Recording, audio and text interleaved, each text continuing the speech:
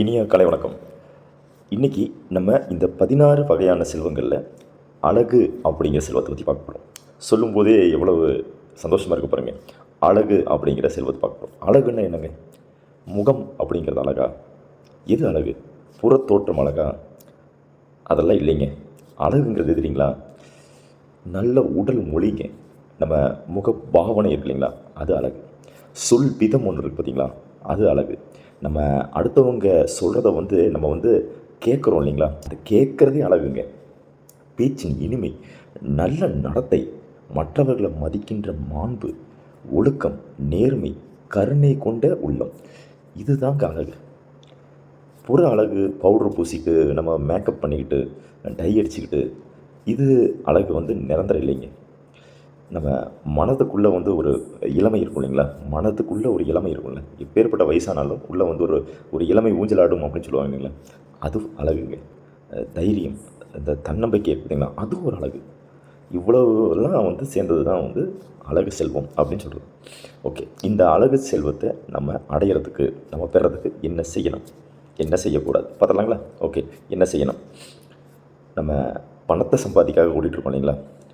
கொஞ்சம் மனசையும் சம்பாதிக்கலாம். நல்ல மனிதர்களை சம்பாதிக்கலாம், நல்ல நண்பர்கள், நல்ல உறவுகளை சம்பாதிக்கலாம், அன்பை சம்பாதிக்கலாம், பண்புகளை சம்பாதிக்கலாம், நல்ல பண்பாளர்களையும் உயர்ந்த நல்ல மனிதர்களுடைய நட்பு அவங்கள சம்பாதிக்கணுங்க. மரியாதையை சம்பாதிக்கணும். நமக்கு ஒரு இடத்துல போனோம் அப்படின்னா நமக்கு ஒரு நல்ல மரியாதை கிடைக்கணும். அதுக்காக நம்ம அழகாக தான் போகணும், பெரிய ஆடம்பர காரில் தான் போகணும் அப்படிங்கிறது இல்லைங்க. ஒரு நல்ல மனிதர்களுக்கு அந்த அழகு அவங்களுடைய முகத்தில் தெரியுங்க.